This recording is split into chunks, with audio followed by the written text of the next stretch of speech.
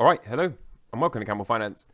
I'm your boy Camel, and today I've got a few things to show you, and we're going to finish on a banger of a clip. So make sure you stick around for that. I'm going to talk about some trades and a bit of adoption, so let's get into it.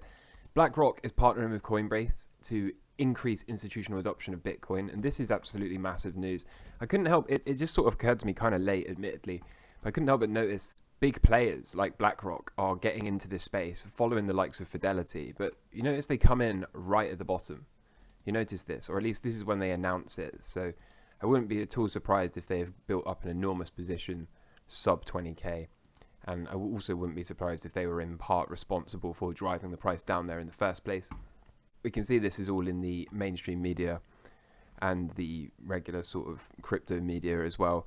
So this is enormous, and Coinbase share price has rocketed since this announcement. So we're going to analyze Coinbase again. I did recently, so I'm going to touch on the chart of that and a couple of other blockchain and Bitcoin type stocks as well. So stick around if you want to see that. Even the Roman Catholic Church of Washington is going to accept donations in Bitcoin and crypto. So you can see that I point this out solely because, you know, it's only a matter of time before Bitcoin and crypto are accepted absolutely everywhere. Over here in the UK, the Bank of England raised interest rates from 0.5 to 1.75%, which is the largest rate hike in 27 years. And so this occurred yesterday. There's also a slew of bad information coming out at the moment. We've got the interest rate hike. We've got the UK warning of a very long recession. We've also been told to prepare for 15% inflation next year. And this really got under my skin. And this is part of the reason why I do what I do. So I've made up a quick illustration here to show you how severe this is. In 2021, we had 10% at least if you use the real world calculation for CPI. For 2022, it'd be 18 to 20% depending on where we finish. And then next year, assuming that they are correct when they say 15%, then that will give us roughly 30%, but that is obviously to be confirmed. So you add these up, 10 plus 20 plus 30, it's 60% absolute, but compounded, 10% followed by 20% on top of the 10%, and then 30% on top of the 20, which is on top of the 10, you end up with 71.6% compounded. This is enormous. This is absolutely enormous, okay? The UK national average salary was 31.2. This is the median UK national average salary. It means if you start with 31.2 as your salary, and then 10%, well, no prizes for working this out, right? You're going to lose 3,128.50 to inflation in 2021, meaning that take this number away from this number and your actual salary after it's adjusted for inflation is just over 28k a year. So then carry this forward to this year, and we've got 20% inflation this year, which is most likely where we're going to finish. This means you're going to lose £5,631 to inflation this year, meaning that your salary after inflation from just the start of 2021 till the end of this year is really only 22.5k. Even though you started the year and the number you get paid is this much, this is how much purchasing power you actually have. And then let's carry this forward. 2023, the starting salary, again, we move this number down and then add the 30% inflation, which is what they're telling us to prepare for next year. And your salary after inflation is 15.7. 15.7. So a 31,000 salary in 2021 is likely going to only have £15,700 worth of purchasing power in 2023. This is what you really earn, even though this is what the number in your payslip says, after it's inflation adjusted. Do you see the importance here? Do you see what is going on? This is even more advanced into this fiat currency decline, into the demise of fiat currencies. We're even further advanced than even I thought possible. When you see it like this, why are you saving money into a bank? Why would anyone save money? The only reason you would, it's not because it's safe. It's because you don't understand money. Okay, you look at these numbers. You know, it's easy to get paid this and think, oh, I'm doing okay. No, you're not. You're literally not doing okay. And this isn't even adjusted for tax. Keep in mind, if you earn this, first you've got to times it by 0.77 or whatever to adjust it for tax. So you've got to lose a third after tax, national insurance and pension, right? And then you're left with what, 10k? How are you going to live on this? How is anyone going to live on this? This is why always been going on, and I'm so passionate about this when I talk. This is why I do what I do. If you don't own hard money, if you don't own sound money, gold, silver, Bitcoin, if you don't own that, then this is what's coming to you. Keep in mind there are plenty of people that, like, a third or more of this country doesn't even earn 31k. This is the median salary, yes. But there's like a good third or more of this country that doesn't earn that. Many people are working on 12, 14, 18k a year salaries. Many people work for 20, 22, 24k salaries. Okay, so, you know, if you're one of those people and then you adjust for these calculations, you know, you can work this out. Take your salary, take away 10%, just like I did here, then take that number, take away 20%, and then take that number and take away 30%, and the number you're left with all the way down here should tell you you are running out of time. You are running out of time to purchase sound money, gold, silver, and Bitcoin. So please take this into consideration. Please do some research. Saving into the bank that pays you 0.5 or 1% even interest, which none of the UK banks do, is not a strategy.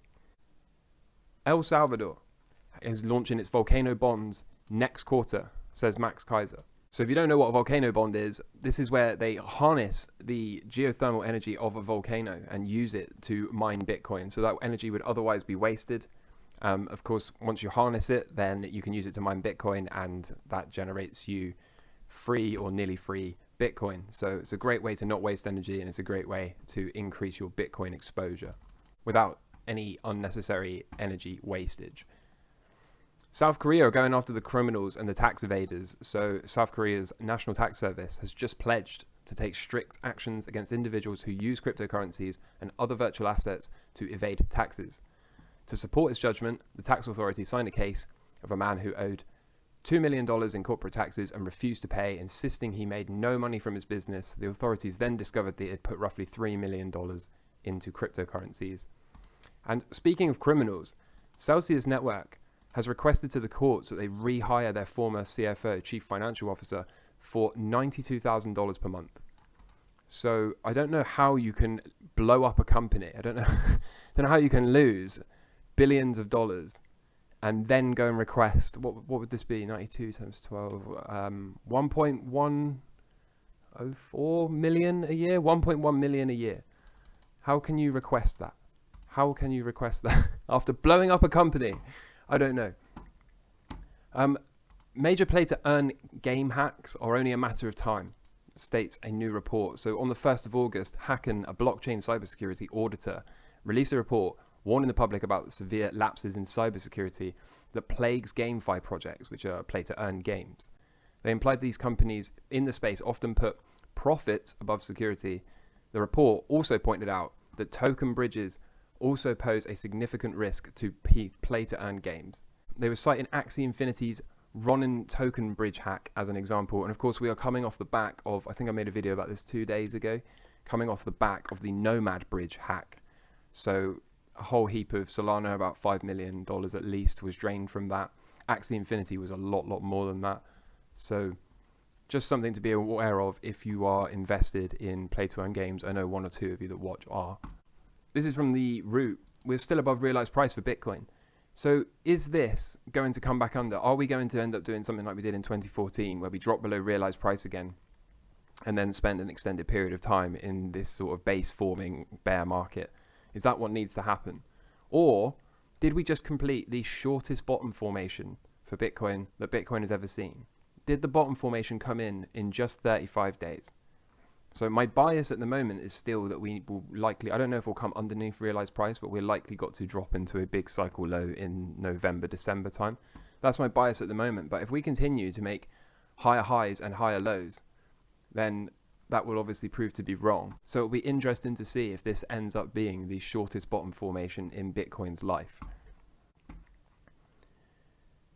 Jared Dillon says, I think it's time to say it, gold. And I do as well. If you're watching the channel, you know, I called gold in real time on the channel a week ago. I expect a multi-cycle rally to unfold over the coming weeks, and the target is 3K by next year.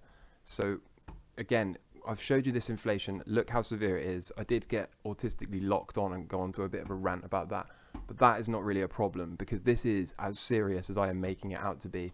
So own gold, own silver, own Bitcoin.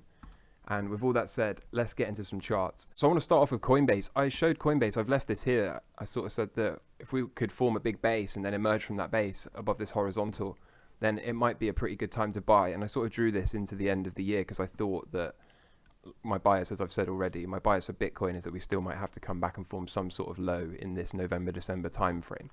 But this, of course, was not predictive. So we've had this sort of breakout coming back to fill this gap by the looks of things.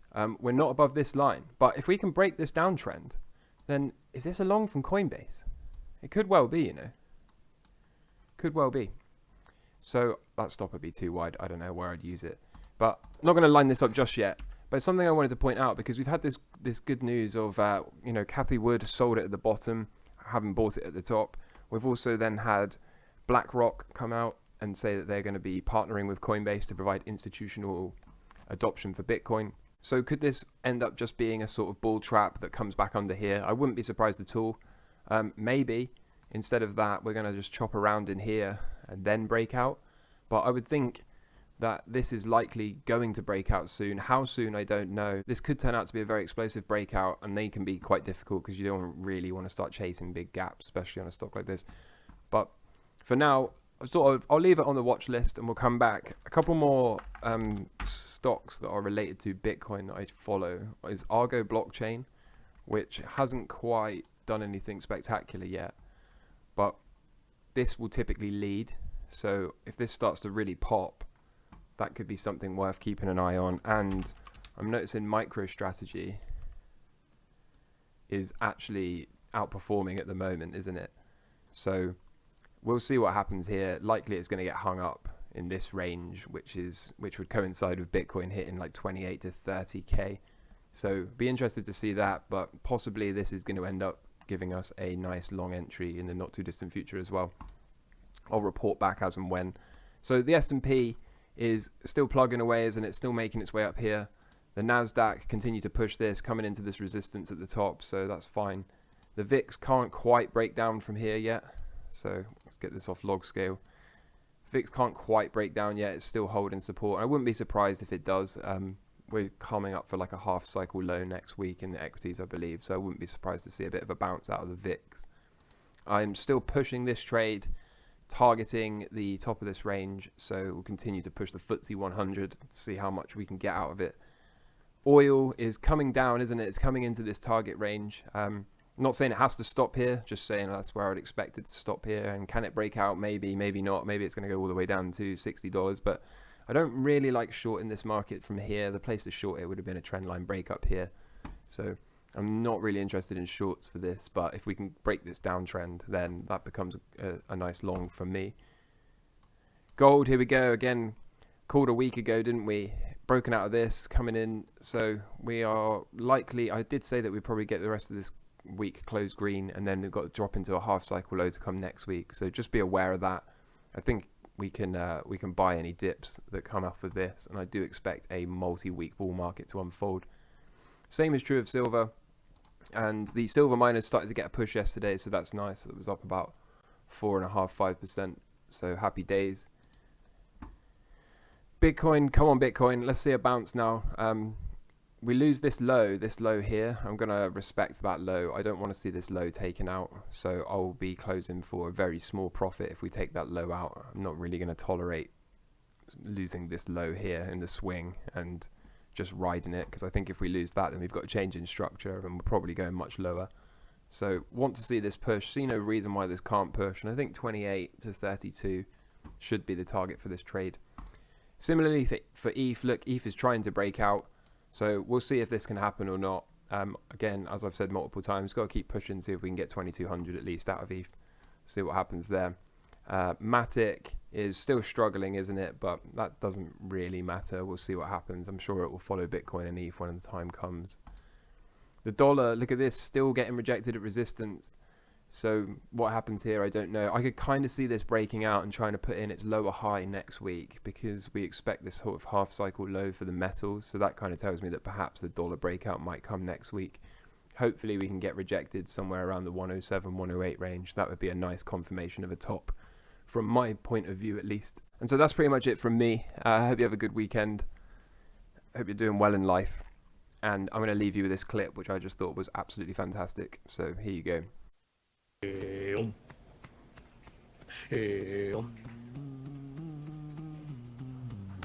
Oh, Yeah.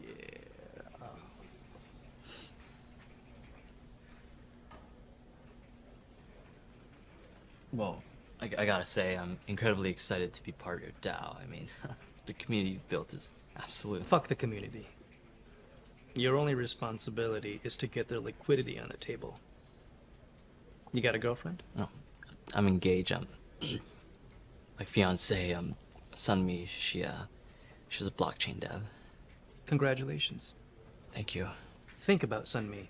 Name of the game. Move the money from your LP's pocket into your pocket. LP? Liquidity provider. Right.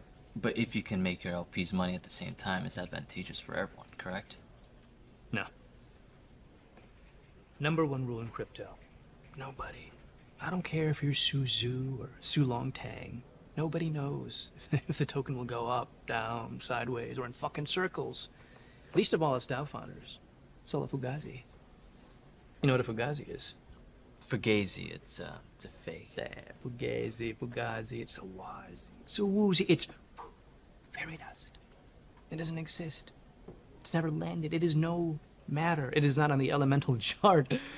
It's not fucking real. All right? Right. Stay with me. We don't create shit. We don't build anything. Well, we are building a decentralized reserve currency. You know, we are bringing stability into. What the fuck even is stability? From whose perspective? The US dollar? Gold? Bitcoin? Your girlfriend's Birkin? Stability, utility, credibility, just more words to mask the same old protocol of give me your money and I promise I'll make you more money. Maybe. Michael, give yourself a little bit more credit. It's a little bit more complex than that, right? I mean, most DeFi 2 protocols are. Nobody knows how it works. We just take their garbage coins and put them in a stew with other useless coins and call it a treasury. No, it's a whole new thing. The code is all forked from Olympus. I don't fucking know how it works. Like I said, we don't build anything. So if you have users who staked and earned 10,000% API in the last few weeks, he's all fucking happy. He wants to swap his tokens, liquidate, take his fucking money and run home. You don't let him do that. No. Because that would make it real. Right. What do? You get another brilliant idea. A special idea. Another situation. Another staking reward. To reinvest his earnings. Then he will. Every single time. Because they're fucking addicted. And we just keep doing this again and again and again. Meanwhile, he thinks he's getting shit rich. Which he is. On paper. But you and me, we're taking home cold hard cash by dumping our governance tokens on them, motherfucker. Right. Right. Oh. That's incredible, sir. I can't tell you how excited I am. Well, they don't call me Sifu for no reason, am I right?